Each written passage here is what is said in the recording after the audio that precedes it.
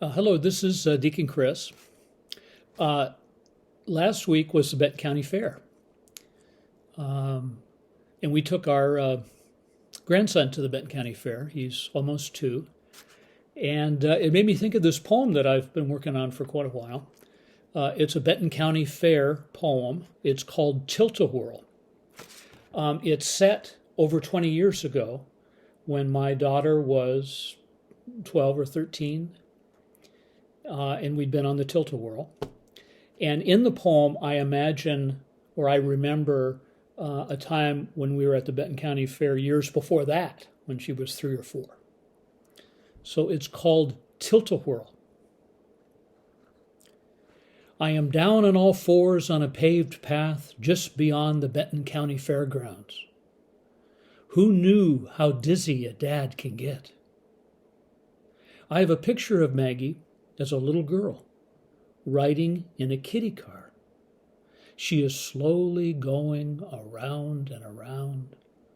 She is smiling the smile I was always afraid concealed her disappointment.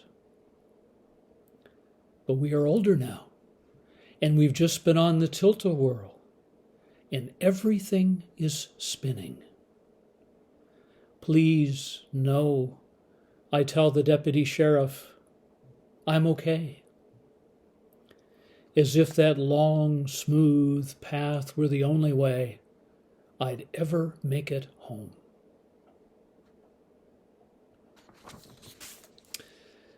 So in a way, this is a funny poem.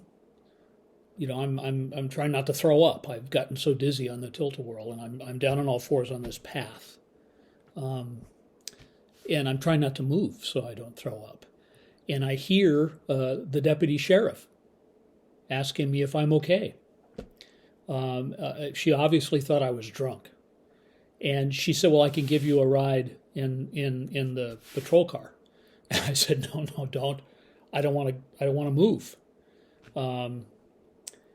And so I wasn't thinking of anything in particular in terms of a theme when I wrote this, just that this was a really interesting experience, and I wanted to try to describe it.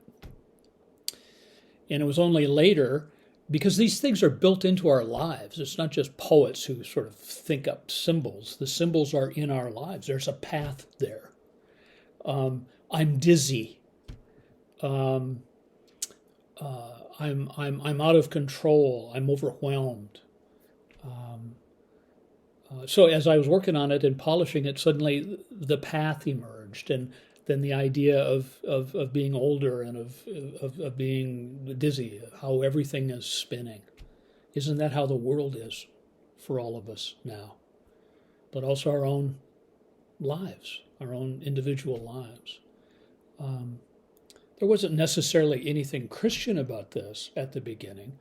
That is, you know, I don't think here's this idea I want, this Christian theme, and I'm going to illustrate it with this poem.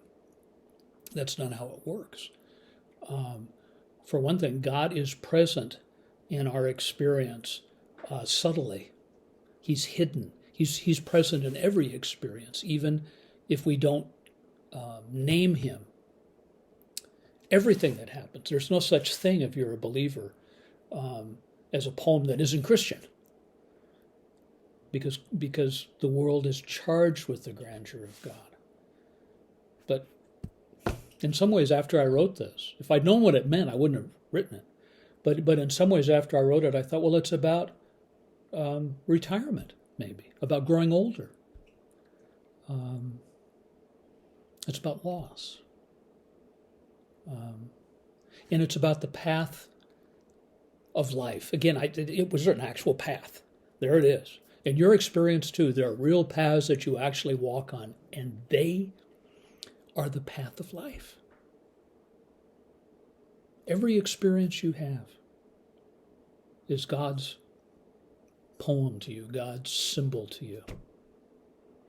And it's funny sometimes, these experiences. But also not.